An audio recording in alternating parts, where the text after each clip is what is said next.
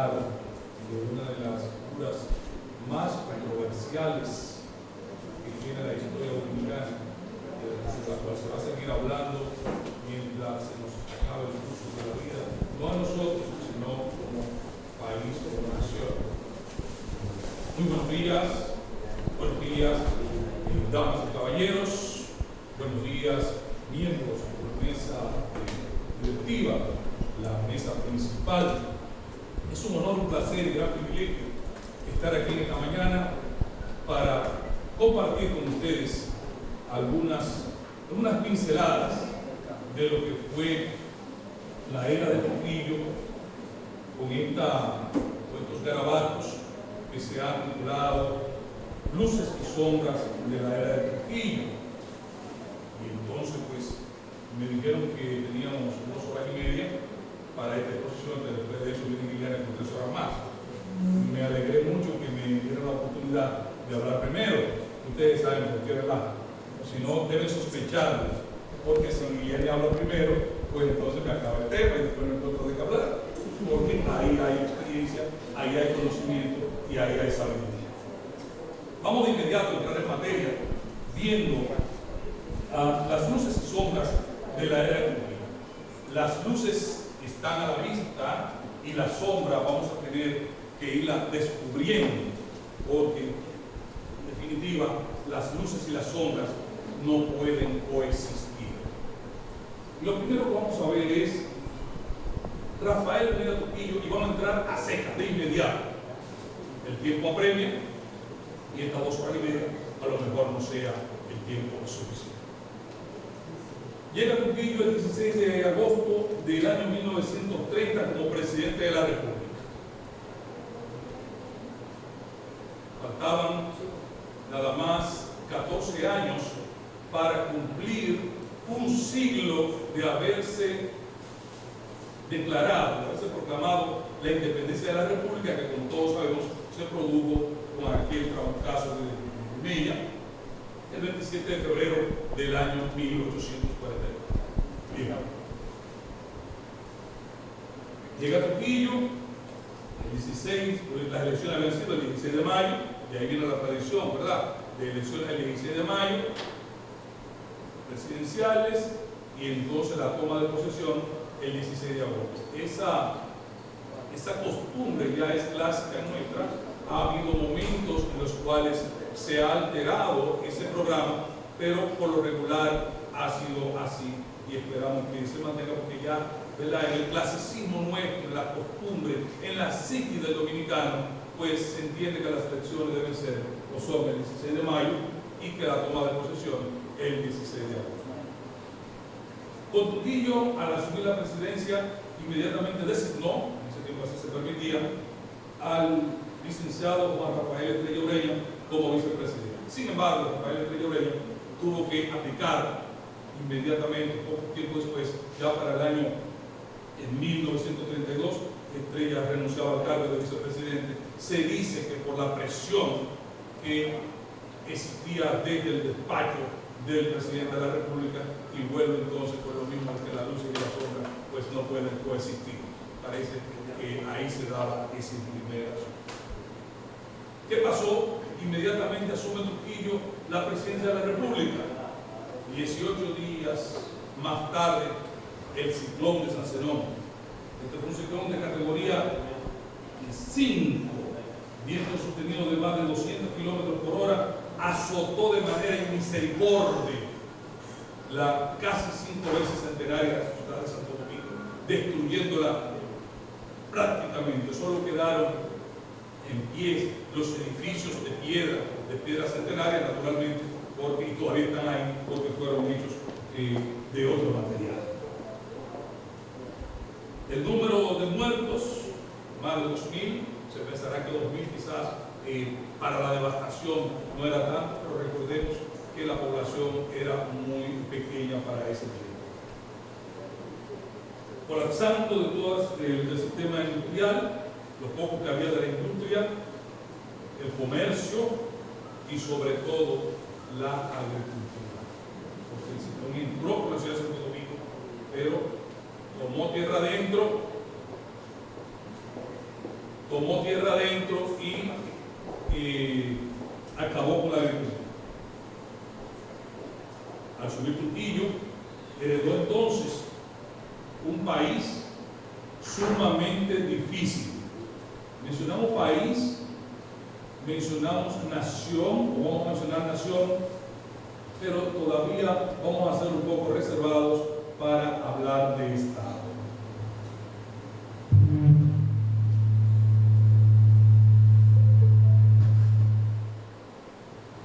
Para hablar de Estado, porque el Estado es otra cosa.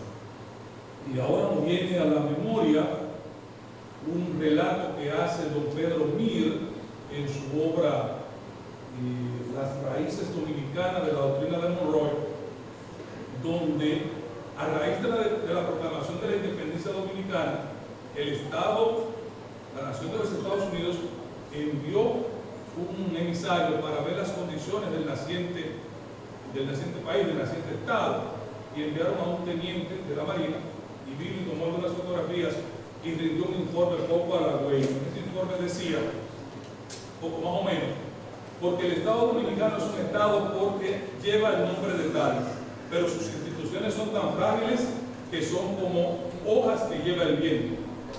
No había instituciones, y en esas situaciones llegamos hasta la era de Trujillo. Con decirles que después de la muerte de Luis Herrera en el año 1899, desde 1899 hasta la ocupación norteamericana en el año 1916, escuchen nada más los nombres de los presidentes que hubo. Wenceslao Figueredo, Horacio Vázquez, Juan Isidro Jiménez, Horacio Vázquez otra vez, Alejandro Bosquín, Carlos Felipe Morales, Ramón Cáceres, Eladio Victoria, Adolfo Alejandro Monet, José Bordas Valdés, Ramón Báez, Juan Isidro Jiménez otra vez y Francisco Enríquez y Carvajal. Todos esos 13 presidentes en un lapso de 16 años.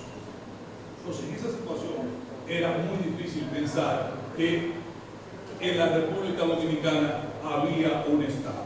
Y ahí entonces la diferencia entre nación y Estado. Éramos una nación, pero definitivamente no un Estado. ¿Qué pasa? Al subir Trujillo, hereda la gran deuda económica de Horacio Vázquez. Recuérdense también que estábamos en el año 1930 en plena recesión económica de los Estados Unidos, la caída de Wall Street, y eso afectaba a todo el planeta, principalmente a los que vivimos en el mundo hemisferio occidental. ¿Fue fácil llegar a Trujillo? No. Inmediatamente asume la presidencia dos conatos dignos de mención, porque recuérdense que habían habido 13 presidentes entre 1899 y 1916.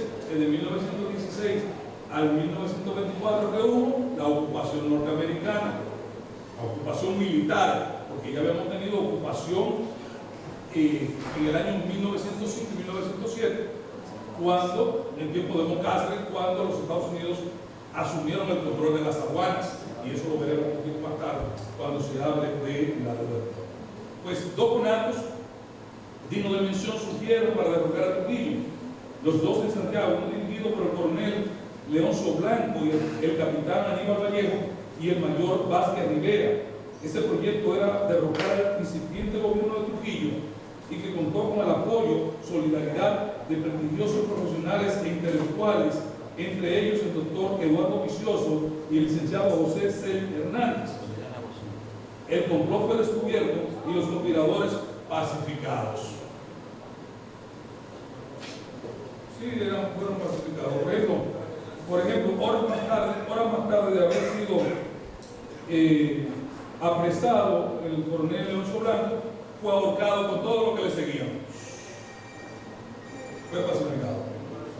En paz descanse. Esto lo encontramos en la narración que hace sobre Trujillo Franklin J. Franco en Historia del Pueblo Dominicano, edición séptima, página 516, para los que tengan la oportunidad de buscar ahí y ampliar más sobre eso.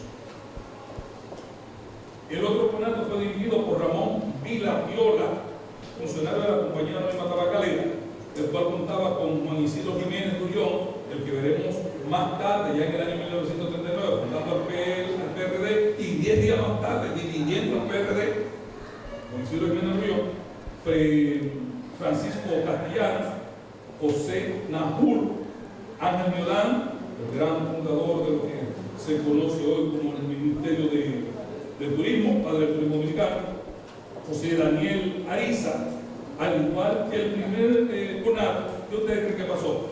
Fue descubierto y los integrantes de eso fueron pacificados. Corrieron con suerte Ángel Miolán, corrieron con suerte Francisco Castellanos, que era médico graduado en París, y como es natural, Juan Isidro Jiménez Durión, que después lo vamos a ver escribiendo buenos tratados de sociología y que fallece ya en los años 60, bien avanzado. Encontramos eso. Dice Franklin contra Franco, del cual tomamos bastante para hacer este pequeño conversatorio con ustedes, que Trujillo manejó ambas situaciones de manera brutal. El coronel Blanco fue hecho preso, inmediatamente ahorcado en su celda, igual suerte que Blanco corrieron sus seguidores. Faltaba otro conato que había que apaciguar, muy conocido por el nombre, pero que muchos no tienen ni idea de quién fue ese señor, y pasó con Desiderio Arias. Desiderio Arias, hombre de valor, esa es la canción. Era un general, el último de los caudillos, que quiso derrocar al gobierno de Trujillo, no obstante siendo él parte del gobierno, porque él había sido electo senador de la República. En ese tiempo los militares podían hacer todo, y entonces se alzó en armas en contra de Trujillo y cayó abatido junto con sus seguidores.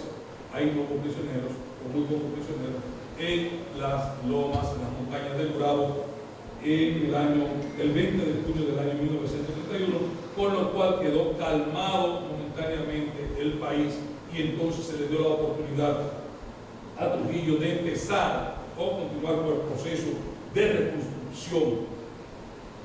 Esto la campaña electoral de 1934, porque después de la pacificación, pues entonces se empieza el proceso de reconstrucción. Trujillo para el 1934 gozaba de un gran apoyo popular, si se quiere, pero también de férrea oposición. La oposición no tuvo oportunidad de ir a las elecciones, fueron apaciguados, fueron calmados. Así empieza en el año 1934 la consolidación de la era de Trujillo. Empieza entonces lo que va a ser la formación del Estado Dominicano. ¿Por qué el Estado Dominicano empieza a nacer ahí? Porque después de ese mandato se va a dar el protocolo de revisión del Tratado Fronterizo del año 1929. ¿Qué pasó en 1929? El 21 de enero del año 1929, República Dominicana y Haití firmaron un tratado fronterizo. Este tratado era de paz y solidaridad para fijar la frontera nueva en detrimento del territorio dominicano, pero que pretendía ponerle fin a 85 años de fricción fronteriza con Haití. El tratado se firmó mientras Horacio Vázquez era presidente, y en ello los dominicanos cedimos el 8% del territorio original a la vecina nación. Oigan eso, el 8%.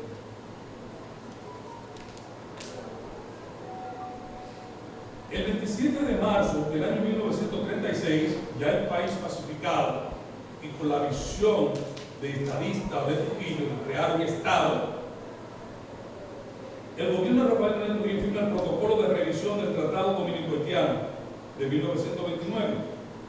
En dicha revisión se traspasa a Haití el 3% adicional del territorio dominicano y con ello se establece la frontera dominico-haitiana que conocemos hoy, 160 años después que la primera que se había hecho oficialmente de los territorios españoles y franceses, allá cuando ustedes saben, en el año 1777 con el Tratado de Arras. Se logra la delimitación que, si bien fue en detrimento de los dominicanos, hasta nuestra fecha ha permanecido como de frontera. Es oportuno mencionar algunos de los factores que incidieron para que estos cambios se concretizaran. Vamos a volver al año 1929. En el año 1929, Haití estaba intervenida por los norteamericanos. Los norteamericanos invadieron Haití en el año 1915. O sea, las tropas que ocuparon al territorio dominicano en el año 1916 no venían de los Estados Unidos, venían de Haití. Entonces, la isla completa quedó ocupada por los norteamericanos desde 1916, que ocupan esta parte. En el año 1924 se van, pero se queda en Haití todavía hasta 1934. Entonces, Haití estaba intervenida por las fuerzas militares de los Estados Unidos, aunque quedó registrada para la posteridad que el Tratado Fronterizo de 1929 se hizo entre los gobiernos dominicano y haitiano. Hay muy buena probabilidad que hubo al menos presión estadounidense para que se concretizara eso.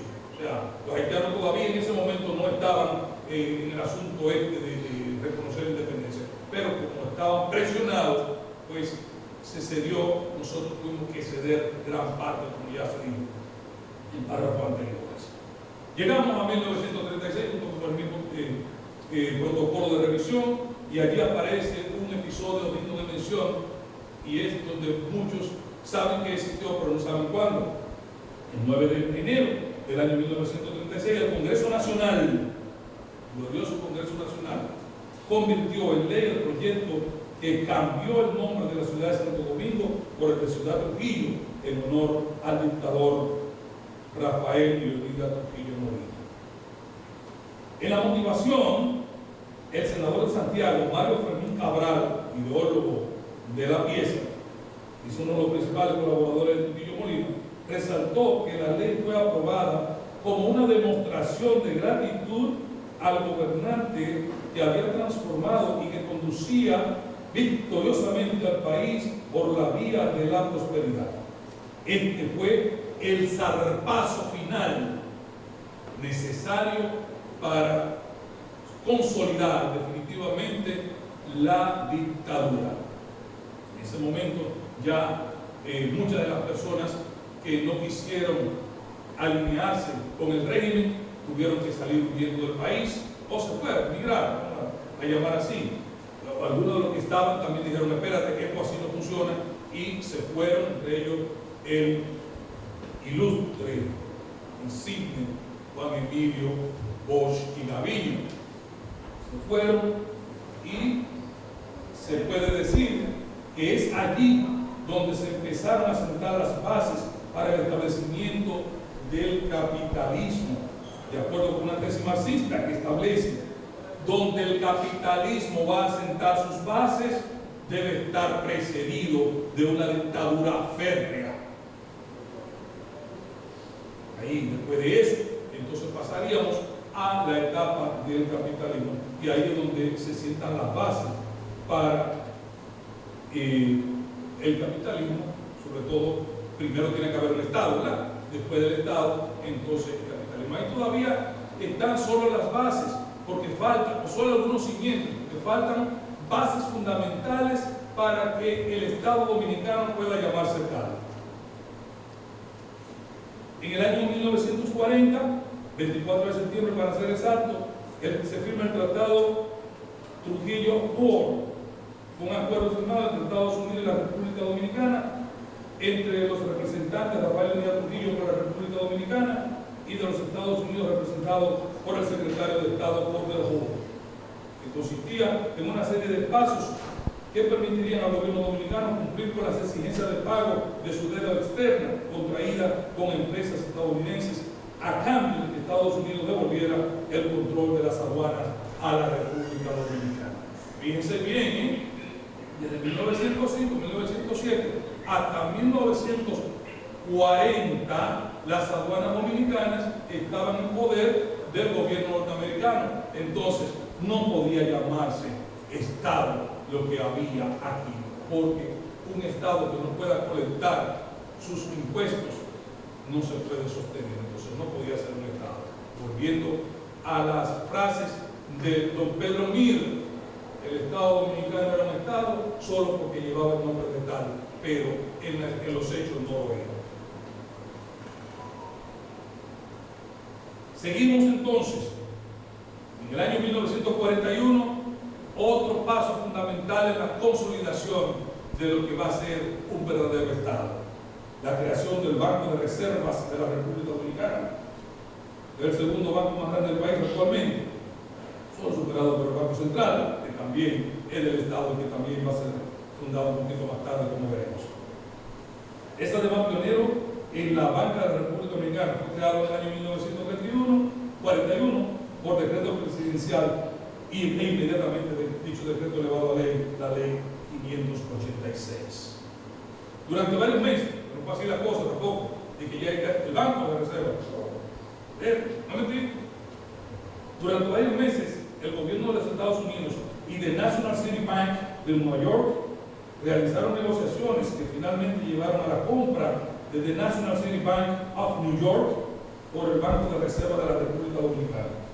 El 4 de octubre del año 1941, Rafael Leonidas Trujillo, jefe del Poder Ejecutivo, emitió un mensaje en el que expresó que esta institución bancaria estaría destinada a sostener el edificio futuro de la independencia dominicana, la seguridad económica y lograr la organización de la economía dominicana. Ya como que pueden ver que ya se iba cogiendo un poquito de color el Estado, ¿verdad? Ya se puede ir viendo que ya sí vamos hablando de Estado. Mediante la creación del banco se procuró dar una orientación y una flexibilidad fructífera al ahorro, al crédito y a las inversiones dominicanas, ya que se está hablando de inversión. Promover y estabilizar el comercio y el cambio de servicios internacionales, fertilizar la iniciativa particular, alentando la creación de empresas que diversifican y vigorizarían la producción en sentido general.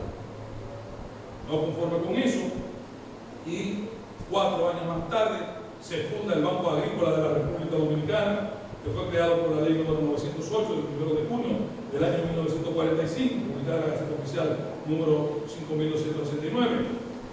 Todo eso de Gaceta Oficial, recuérdense que se me sale lo de abogado de cuando en parte. Su nombre original, Banco Agrícola Hipotecario, fue modificado por el Banco Agrícola Industrial mediante la ley número 1776, de fecha 11 de agosto del año 1954, todavía dentro del régimen de Trujillo. Seguimos avanzando y retrocedemos entonces un paso atrás para ver la ley de divorcio. La ley 1306 bis del año 1937. Con eso Trujillo oficializó la posibilidad del divorcio en la República Dominicana. Ya vamos caminando como nación, vamos caminando como Estado. Ley 390 del año 1940. ¿Qué reconoce esa ley? Reconoce los derechos civiles de la mujer dominicana. Hasta ese entonces las mujeres no podían votar, pero ni en los Estados Unidos tampoco. Los Estados Unidos van a empezar a votar después de año.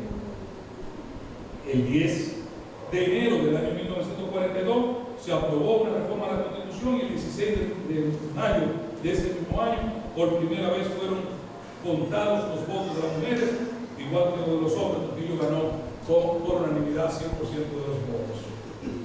No hay que hablar qué pasó con la oposición, si fue que la hubo, porque eso pareciera que está dentro del apartado de las sombras, y como la luz no deja ver la sombra, no sabemos qué pasó ahí. Seguimos caminando y el 17 de julio del año 1944 se dispone la creación de la Ley de Registro Civil. Otro paso importantísimo. Hasta ese entonces los registros de los ciudadanos estaban, como ustedes se imaginan, que están en algunos países, principalmente del otro lado de la frontera. ¿Y qué pasa en el año 1942?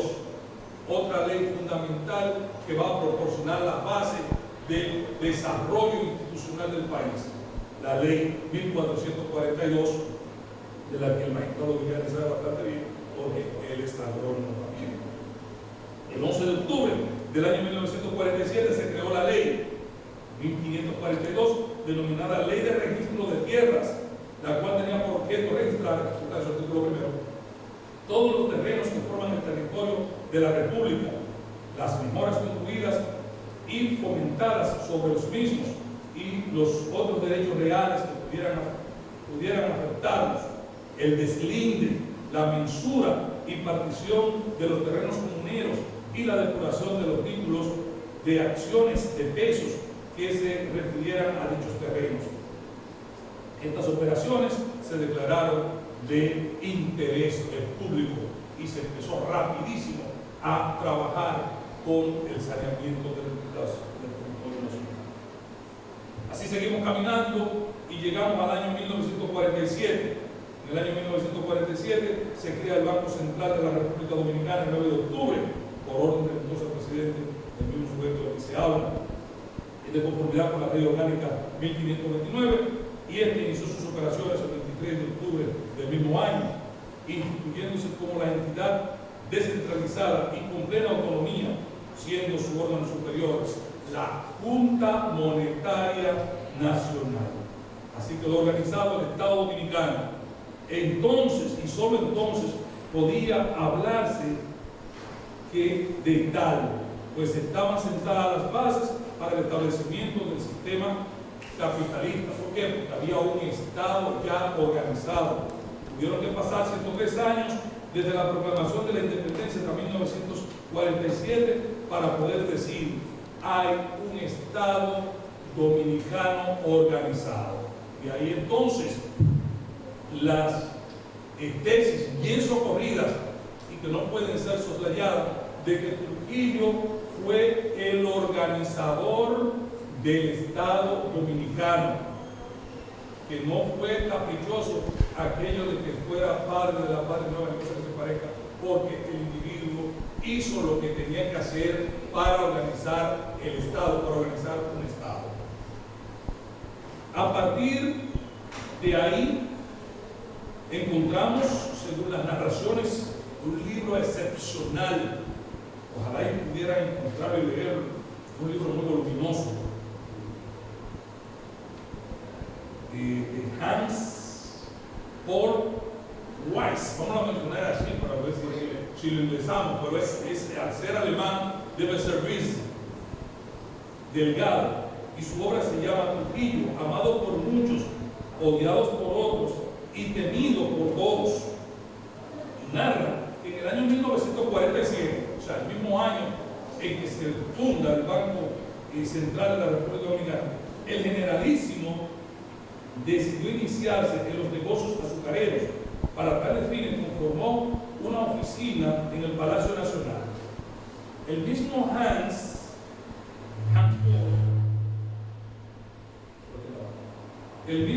Paul deja entrever que Trujillo había reclutado economistas, científicos sociales y grandes políticos, grandes pensadores políticos de la Alemania nazi, y que los tenía ocultos en el Palacio Nacional, porque no se justificaba que, o sea, no es que no tuvieran los dominicanos la capacidad, quizás la tenían, pero no la formación para crear un sistema monetario como el que aquí se creó en el año 1947. Los que tengan la oportunidad de ir a una biblioteca, busquen un peso dominicano del año 1947 para que ustedes vean qué belleza, para que ustedes vean qué trabajo hay allí.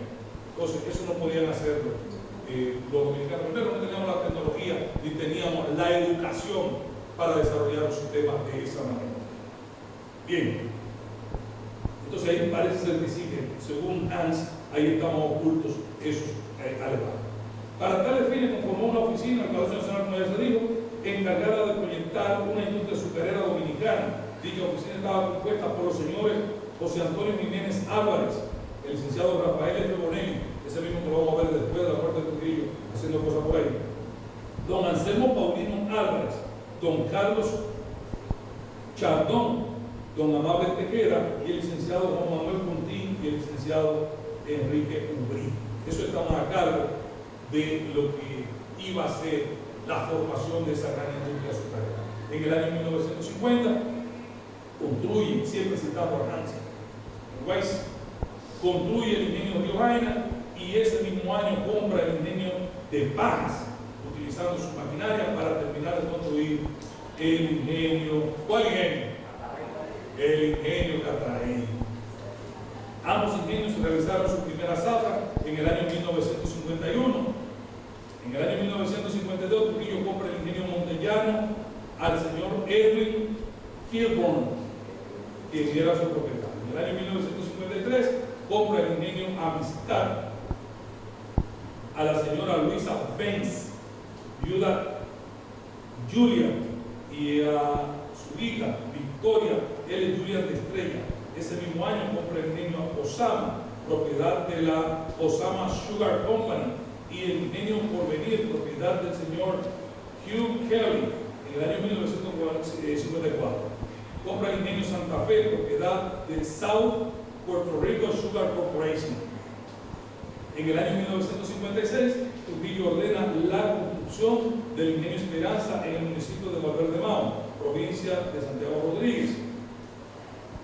Ese mismo año se inician las gestiones de compras de los ingenios Barahona, Boca Chica, Quisqueya y Consuelo, propiedad de la West Indies Sugar Corporation, realizándose las compras en el año 1957 por la suma de $35.830.000. ¿Qué pasó en el año 1945? Juan Bosch, usted recuerda que se había ido en el 36. Hace acto de presencia, aunque no física, y se organiza la expedición de Bahía de Cayo Confites. Los Cayo Confites son un archipiélago de Cuba, y allá se organiza esa expedición para poner fin a la dictadura de Trujillo, porque ya se sabía que la única forma de desalojar al generalísimo, que ya se llamaba desde 1940, del 36, 37 por ahí, ya se llamaba generalísimo para ponerse a la par con Franco. Parece que Franco lideró la guerra española en el año 1936. Bien, ya se sabía que la única forma de desalojar a Trujillo del poder era como se iba a hacer en el año 1961. Se organizó la expedición de Cayo Confite, un movimiento militar contra Trujillo, organizado en Cuba en el año 1947, como ya se dijo, que promovió la invasión armada para derrocar al régimen. Su nombre proviene, como ya dijimos, de los Cayos de Confite. Y entonces, ahí los complotadores fueron descubiertos, la insurrección fracasó y todo quedó sofocado sin más contratiempo. Los que algunos fueron arrestados, pues fueron pacificados. Después de eso, la dictadura navegó en aguas calmadas. La economía, la industrialización y el comercio siguieron su desarrollo a pasos agigantados bajo la batuta del dictador Rafael Leónidas Trujillo, amado por muchos, odiados por otros y temidos por todos, según nos manifiesta Hans Weiss Delgado. Bien, termina Trujillo, año 1961, y parece ser que volvemos a lo que fue el año 1899. Después de Trujillo, para que se tenga una idea, y Los primeros presidentes que mencioné del 1814,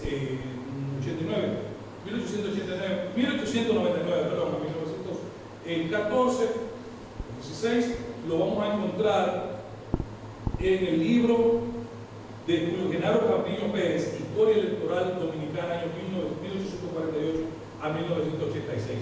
Ahí hay datos interesantísimos de cómo se manejaban las elecciones. Después de Trujillo, vamos a ver qué pasó después de Trujillo. Inmediatamente pasa Trujillo y hasta 1966, o sea, de 1961 a 1966, ¿cuántos presidentes ustedes creen que hubo? Nada más contamos 10.